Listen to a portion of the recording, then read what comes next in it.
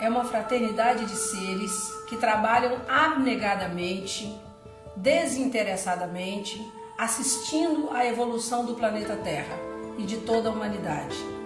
Essa fraternidade foi criada porque muitos acontecimentos que nós trataremos a seguir aconteceram no planeta Terra e houve a necessidade da intervenção divina para acompanhar os fluxos de vida que evoluem no planeta Terra.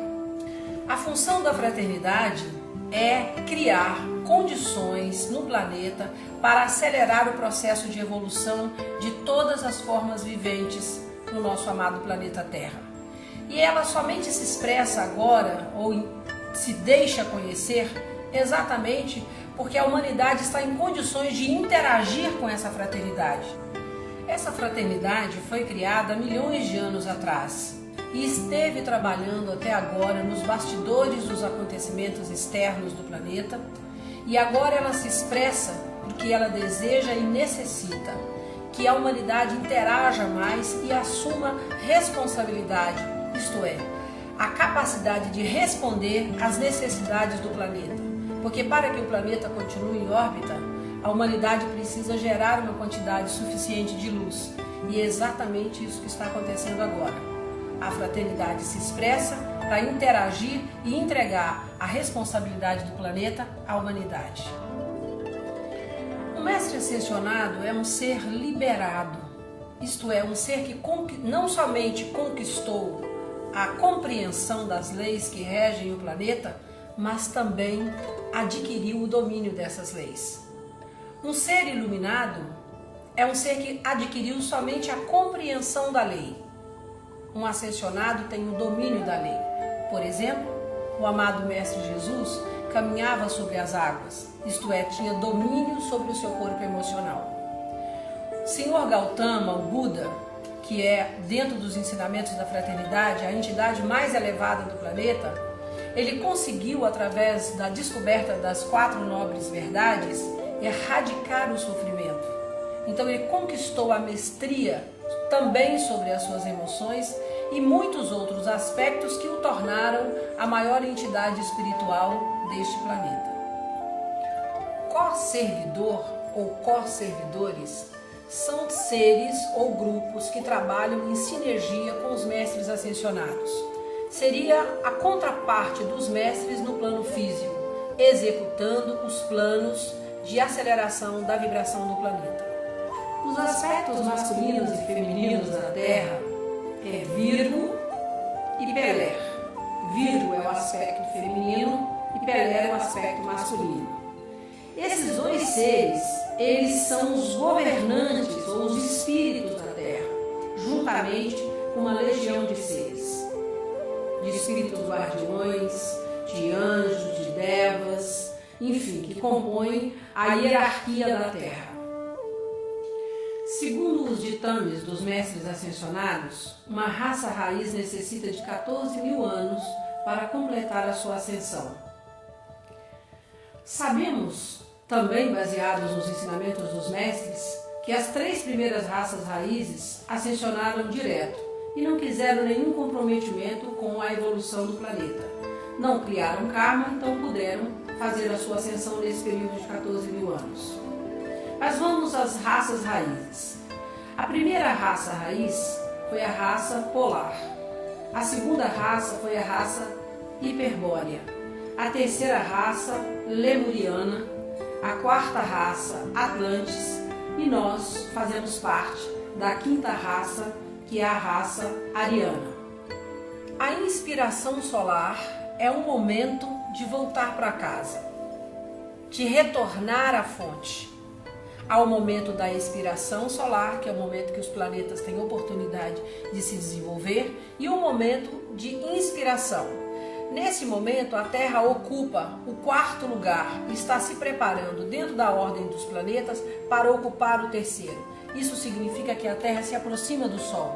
A vibração do planeta Terra precisa ser acelerada porque nós vamos entrar dentro ou no campo vibratório ou ficar mais próximo do campo vibratório do Sol. E precisamos melhorar a nossa frequência vibratória, vibrar na frequência da luz, senão nós não suportaríamos. Os retardatários são seres que não conseguiram acompanhar o desenvolvimento ou a evolução dos seus planetas e precisaram ser repatriados. Esses retardatários vieram de vários sistemas que precisaram evoluir, que estavam acompanhando a inspiração solar e, naturalmente, precisavam de um novo lar planetário, e a Terra os aceitou. O principal problema dos retardatários era a arrogância, era a prepotência e também a dificuldade de aceitar as mudanças. Por isso, estavam estagnados, apegados, tiveram dificuldades com as questões do desapego e não conseguiram avaliar ou avançar junto com seus planetas. E esses seres que viviam aqui, ao interagir com os retardatários, começaram a criar aquilo que biblicamente nós conhecemos como a névoa que levantou-se e cobriu toda a terra. Essa névoa é o véu de Maia, que é o véu da ilusão. Então os retardatários, eles trouxeram alguns problemas que o planeta Terra não tinha até então. E à medida que esses problemas foram se aprofundando, começaram a vazar a energia negativa do planeta Terra e algumas providências foram necessárias para conter esse episódio. Como, por exemplo, a humanidade pura que vivia aqui começou, pela curiosidade, a adotar alguns desses conceitos ou dessas experiências, e esse acontecimento é o que nós chamamos a queda do homem, ou a queda da consciência, ou a expulsão do paraíso. O homem se desconectou da sua presença eu sou e passou-se a criar aquilo que nós chamamos o ego. A lei cósmica exige que para um planeta se manter em órbita, ele necessita gerar e emitir uma certa quantidade de luz. Ou seja, precisa produzir energia harmoniosa ou construtiva para garantir o seu lugar no sistema solar. Devido à queda da consciência e à baixa vibração vigente, a Terra estava com um grande dilema. Para fazer face a esse cenário alarmante, Hélios e Vesta convocou uma reunião que teve como presidente Alfa e Ômega. E nessa reunião foi apresentado a seguinte opção: o projeto Terra não deu certo e a Terra teria que passar por uma segunda morte, juntamente com todos os seus habitantes. Foi aí que um dos participantes dessa reunião ou deste conselho apresentou uma proposta, que se um ser de um alto nível espiritual e com uma grande quantidade de energia se apresentasse como voluntário para vir ao planeta Terra, permanecer aqui e auxiliar os próprios filhos da Terra ou as crianças nativas da Terra até que estas crescessem e pudessem assumir responsabilidade, a Terra poderia ser salva. O arcanjo Rafael, que também participava dessa reunião, concordou e solicitou voluntários. O próprio Sanat Kumara se apresentou dizendo que se ele tivesse o consentimento de Lady Vênus, que é também uma regente do planeta Vênus, ele poderia assumir essa responsabilidade. Então ficou decidido que Sanat Kumara viria à Terra e começou-se então a pensar onde é que poderia, qual seria o local da Terra que teria as melhores condições para receber um ser de tal magnitude. A região escolhida para construir a residência do Senhor do Mundo foi a região hoje conhecida como Deserto do Saara, que naquele período era uma área ou uma região marítima. Lá existia uma ilha com uma belíssima vegetação e com as condições vibratórias adequadas para sediar esse templo sagrado. Vieram 400 seres do planeta Vênus e começaram a construção de Shambhala, que demorou em média 900 anos.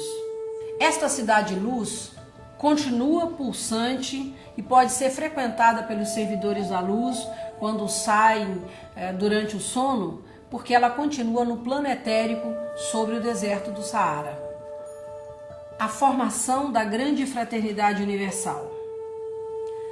A primeira atitude de Sanat Kumara ao chegar ao planeta Terra foi ancorar a imortal chama trina da vida.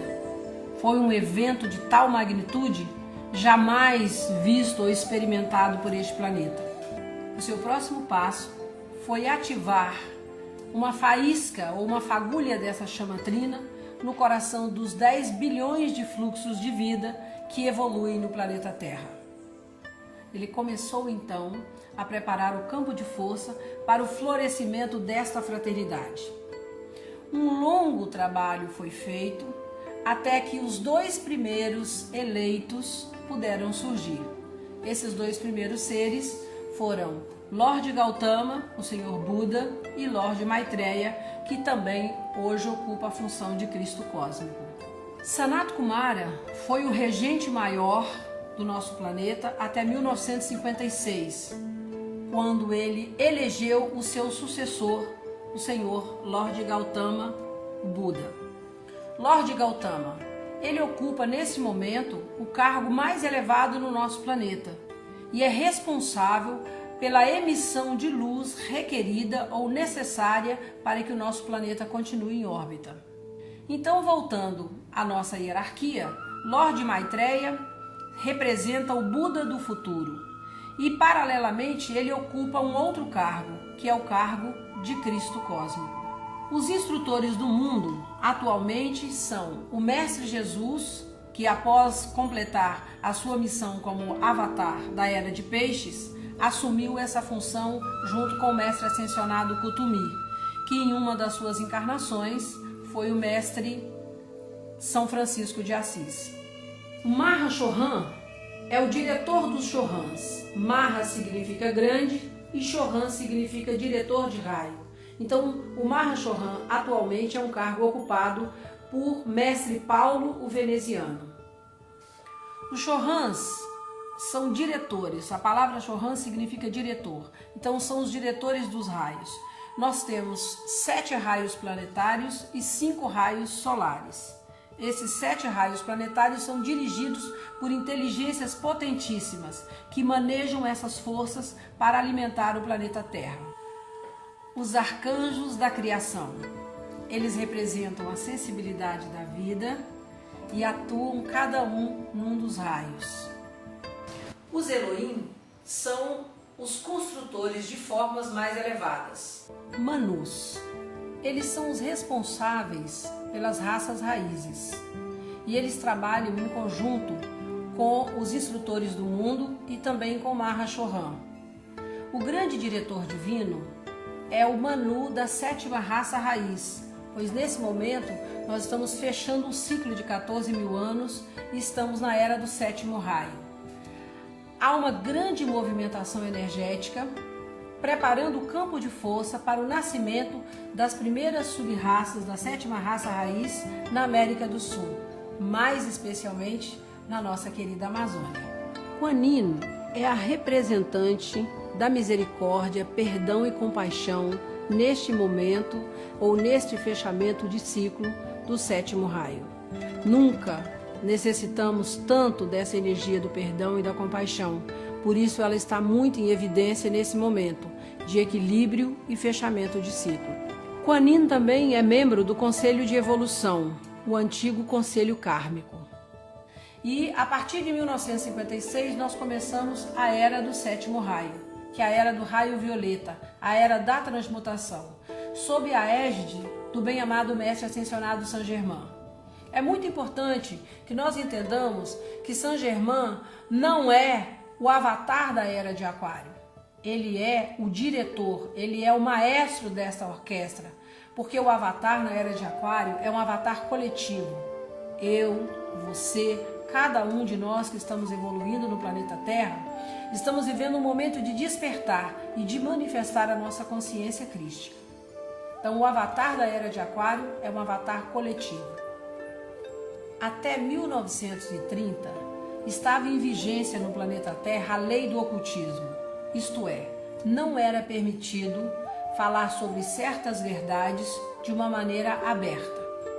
Somente os discípulos e iniciados que participavam das escolas de mistério tinham acesso a determinados conhecimentos. Por exemplo, o amado Mestre Jesus não pôde falar sobre a chama violeta abertamente, mesmo que ele tenha aplicado a chama violeta no seu processo de ascensão. Madame Blavatsky, por exemplo, não teve a permissão de falar sobre determinados ensinamentos, como por exemplo a chama violeta. Mas em 1930, quando foi banida a lei do ocultismo, foi possível trazer o conhecimento da presença Eu Sou e também do fogo violeta para toda a humanidade. A presença Eu Sou é a presença de Deus dentro de nós. Durante muito tempo, desde a queda da consciência, nos foi ensinado a adorar e a reverenciar um Deus fora de nós. Mas Moisés já se referia a esse Deus falando do I am que I am, ou do Yod-He Vod-He, ou eu sou aquele que eu sou. É a mesma coisa.